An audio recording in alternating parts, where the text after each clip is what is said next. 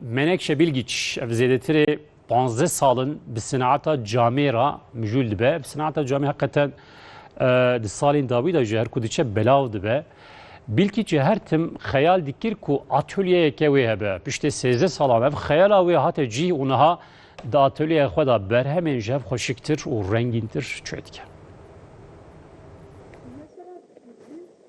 Hunermend Menekşe Bilgiç li taxa qaleyê Altındağa Enqerê bi karê sineta camê re mijûl dibe. Bilgiç her roj radibe û berê xwe dide atölyeya xwe. Deriyê atölyeyê vedike û demildest dest bi karê xwe dike. Ewilî berçavkên xwe dide berçavên xwe. Du ve agir vê dixe. Malzemeyên ji caman digre destê xwe û dest bi sineta xwe dike. Menekşe Bilgiç berê li nexweşxaneyê midûr bû.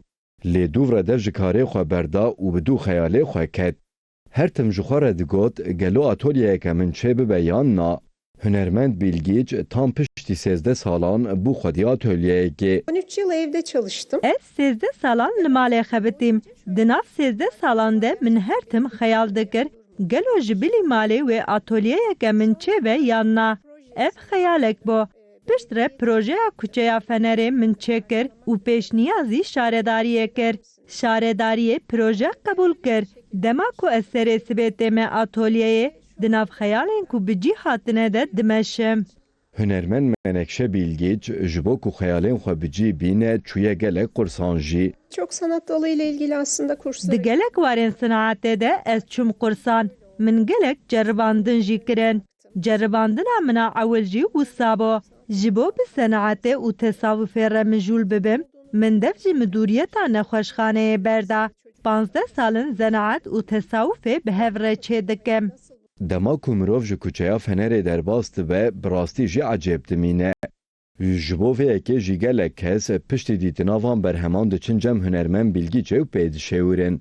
Şu an bulunduğumuz sokağa çok farklı. Tabî kesên ku tên vê derê gelek ecêb dimînin. Bi taybetî jî piştî dîtina kuçeyê. Li kuçeyê xebatên bi mozaîkê hene. Li wir jî zenaat û tesawuf di nav hev de ye. Ji wê kuçeyê derbas dibin û dikevin atölyeya camê. Li vir xebatên bi agir dibînin. Ev yek jî tesîrekê li wan dike. Bilgiç niha dixwaze vî karê xwe hînî kesên din jî bike. Ji bo vê yekê jî proje amadekirine. Projem var evet. Hem di warê mozaîkê hem jî di warê zenaata camê de projeyên min hene. Bi taybetî ciwanên ku hewcedariya wan heye ez dixwazim bi wan re bixebitim. Di mijara mozaîkê de ez dixwazim bi ciwanên li derdora Keleha Enqereyê re bixebitim. Dixwazim ew jî hînî mozaîkê bibin. Di warê zenaata camê de jî teknîka çêkirina bi agir yani senata teshîpê û senata camê ez dixwazim hînî ciwanên bajarên li Rojhilat û Rojhilatê başûr bikim. Kesên ku dixwazin vî karî bikin, dikarin li malên xwe jî bikin. Pencere camları alevle çalışıyor. Ji camên paceyan mirov dikare hin tiştan çê bike.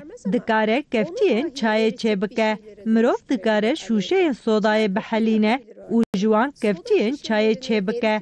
Dikare moriyên nezerê çê bike. Yani ne hewceye ku mirov camên bi qalîte bikire û zêde misrefê bike.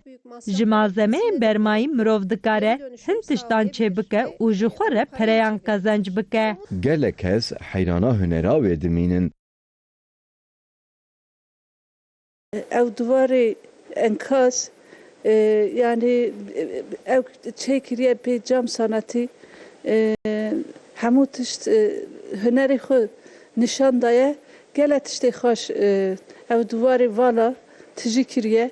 Wextê ez ji derbas dibim, min re dibe fikir.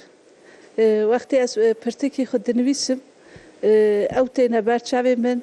Menekşe Bilgiç nihal atölyeya xwe berhemên ji hev xweşiktir û rengîntir çê dike.